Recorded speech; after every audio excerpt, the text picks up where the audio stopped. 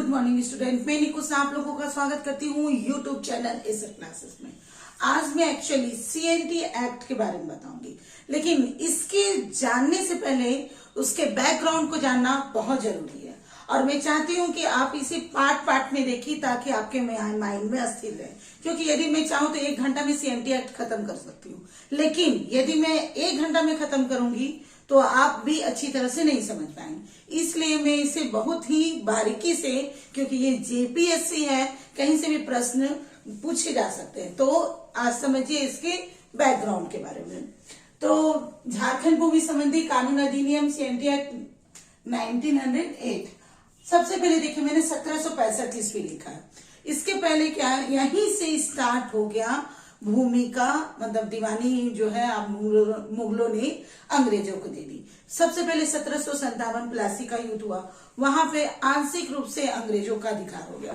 लेकिन जब 1764 का जो बक्सर की लड़ाई हुई, उसके बाद में जाकर के अवध के नवाब सिराजुद्दौला, मीर कासिम, ये सब मिल करके फिर जाकर के अंग्रेजों के साथ संधि करना पड़ा, इलाहाबाद संधि जिसे बोलते हैं। और उस संधि में क्या हुआ कि बिहार, बंगाल, उड़ीसा की दीवानी मिल गई अंग्रेजों को। दीवानी यानी टैक्स वसूलना। इसके पहले वैसा झारखंड में कोई भी इस तरह का आगमन नहीं था और न ही कोई टैक्स वसूला जाता था।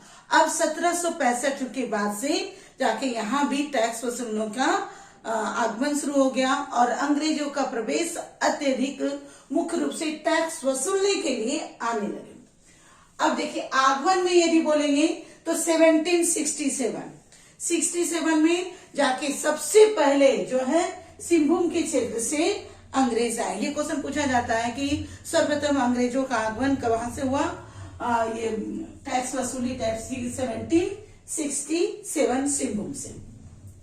फिर क्या हुआ, 1771 ईस्वी में छोटा नागपुर के जो राजा थे, छोटा नागपुर के राजा आपके दर्पनाथ शाह, ठीक है, दर्पनाथ शाह ने ईस्ट इंडिया कंपनी को 1200 रुपया सालाना में कर वसूली देने के लिए तैयार हुए, मतलब टैक्स देने के लिए 1200 रुपया में तैयार हो गया। यहाँ तक भी ठीक था कि 1200 रुपया देने नहीं। यहाँ पे लेकिन एक पॉइंट देखिए, बोलते हैं ना किसी के कंधे पे रख के बंदूक चलाना, वही काम कर रहे थे अंग्रेज।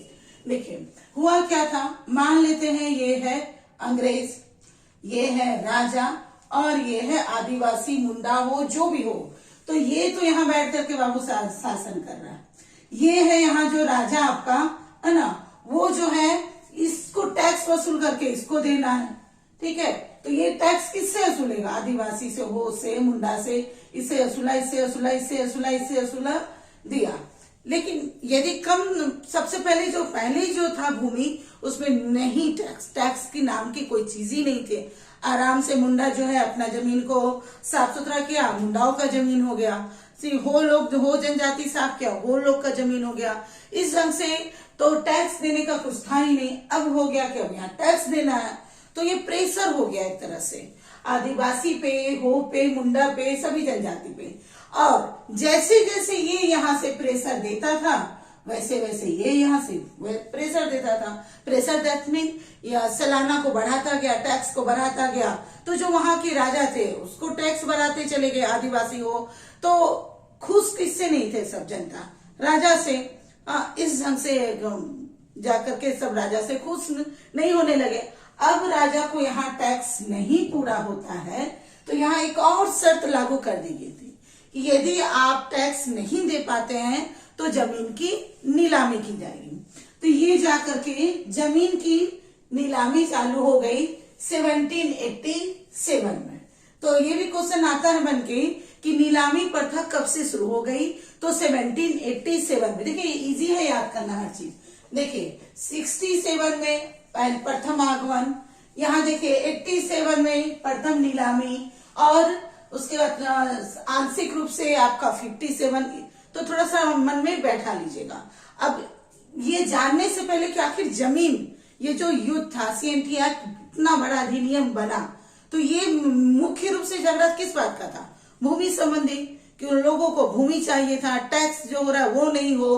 तो सबसे पहले क्या करिए, भूमि के बारे में जानिए।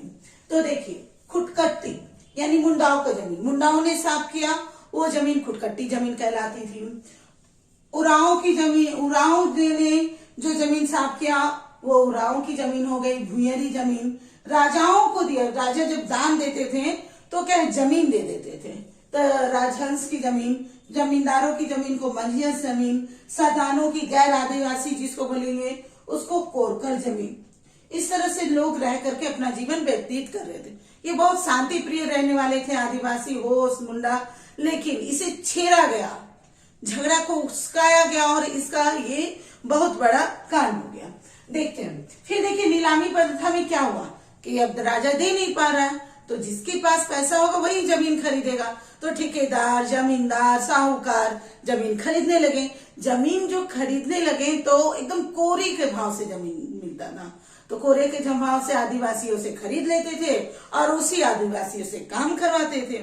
ये चलने लगे, इससे वो अपना अस्तित्व जमाने लगे और यहाँ पर लगने लगा कि मुंडा हो, उरांव सब जनजातियों पे एक तरह का ठेकेदार, जमींदार, साहूकार के द्वारा शासन हो रहा है।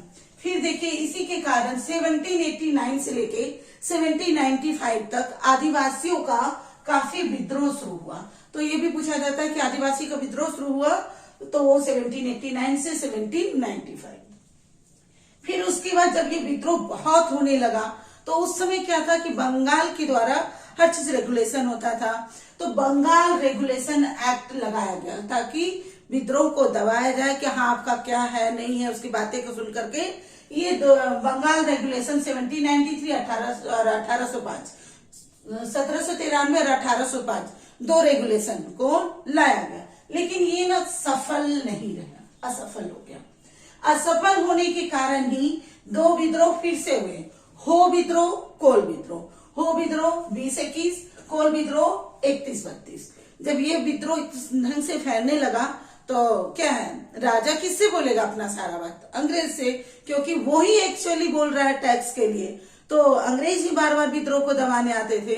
तब जाकर के देखा नहीं विद्रोह तो बहुत ज्यादा बढ़ते जा रहा है, तो उन्होंने फिर कोल विद्रोह के जो लास्ट आपका 31-32 इस विद्रोह का परिणाम हुआ। क्या परिणाम हुआ?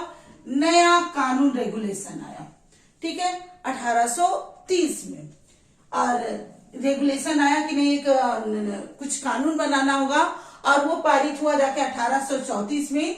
उसके अंतर्गत क्या हुआ, SWFA यानी साउथ वेस्टर्न फ्रंटियर एजेंसी की स्थापना की गई और नन रेगुलेशन एरिया बना दिया गया।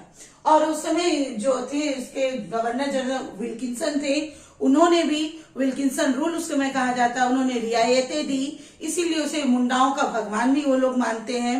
और उन्होंने विल्किंसन रूल से स्थानीय लोगों की रियासती का नियम लगाया, नन रेगुलेशन एरिया बना दिया कि हाँ इस एरिया में अचानक से कोई भी नियम लागू नहीं होगा, जो यहाँ के लोग के नियम है, परंपरा, रीति रिवाज है, उसका छेड़छाड़ नहीं किया जाएगा। तो ये थोड़ा बहुत सफल रहा, लेकिन अभी भी क्या था ना कि बहुत सारे के जैसे जब इनके नहीं हो रहे थे, जो वो सफलता नहीं मिल पा रही थी और अंदर अंदर विद्रोह चलते जा रहा था। तो फिर 1854 में कलेक्टरी प्रथा हुई।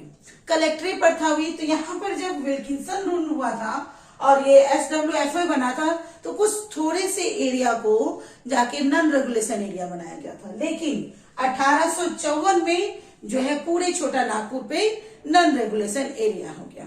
और उसके बाद क्या हुआ कि जब हो जनजाति, मुंडा जनजाति अपने जीवन को सही तरह से नहीं कर पा रहे थे, बहुत ज्यादा दबाव लग रहा था, तो वो लोग असम चल गए थे। असम में वहां बगान में अपना जो है रोजी रोटी कमाते थे, लेकिन वहां भी प्रेशर लगने लगा तो बोला नहीं बाबा अपना ही झारखंड ठीक है, और वो फिर से वापिस आ गए। अपना जमीन आए थे, देख रहे पट्टे पे जमीन दिया हुआ, तो जाके फिर से विद्रोह हुआ। वो विद्रोह कहलाता है सरदारी विद्रोह 1858 से 75 तक। और ये सरदारी विद्रोह काफी अच्छा, मतलब भयंकर खूनी विद्रोह जैसा था और इसके भी अच्छे परिणाम है। आपको और कंटिन्यूटी बना करके देखना है, नेक्स्ट वीडियो में मैं दूंगी। आप पहले एक बार स्क्रीनशॉट ले लीजिए। और मुख्य पॉइंट ये भी क्वेश्चन जो जमीन के प्रकार है वो भी बार बार पूछे जाते हैं। ये मुख्य है, फिर आगमन मुख्य है, ठीक है। उसके बाद दर्पनाथ शाह ने कब से 1200 सालाना दिया, 1834 का SWFA मुख्य, विल्किंसन रूल कब स्टार्ट हुआ, ये सब काफी महत्वपूर्ण बिंदु है। या नीलामी पर था, कलेक्टरी पर था, ये सब भी आपको ध्यान देना। नेक्स्ट वीडियो में कंटिन्यू रहिए ताकि आपको अच्छी तरह से CNT एक्ट समझ में आ जाए। Thank you.